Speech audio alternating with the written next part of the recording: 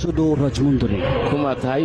yaasa ku soo adeegsaday waxaan ahay shakhsi iska caadiye waxaad caadi taabeeratay ma jirto military baa taan waa kula socdaa waxaan u socotaa dhaqaalaha waddanka India inaad burisid kolley wadamo shisheeyaa ku soo adeegsaday gacan saarna waa la leedahay commission imisaad soo qaadatay commission la'aan hawshan ma qabanaysid hada lacagta qaad waa mis 43,000 iyo dawladda mushaarahan ay siisaa waxayna ay siisaa shacabkeena ku difaaco shacabkeena ku baabiyo ma siiso arrintaas ma baan ogeynaniyo jilaa qatar tahay marka hore inoo sheegtaa loo baahan military qaas u tahay kuma sheegi karo adiga baad ka war haysan intaas koon baa ku haray gacantaana mardhow kugu soo dhigaya yaad qabanaysaa midka shaati guduudka meed qabanaysaa ee agtaada maraya uriya ka qabtay shaati guduud mise waxaad qabanaysaa midka dukaanka ka soo baxaya ookiyaalaha wata iyo boorsada qabashadeeda haddii aad doonayso maskaxiga weyn marka hore waa inaad la timaadaa waxbaa ka walwalin 4 saac kadib anaa ka hor imaanaya uriya maala yacnigii khiyaaligayga daa haddii aadan isdiibin ballan waxaan ku qaaday inaad gacanta booliska ku dhibato isdiib uriya maxaad samaynaysaa mana dilaysaa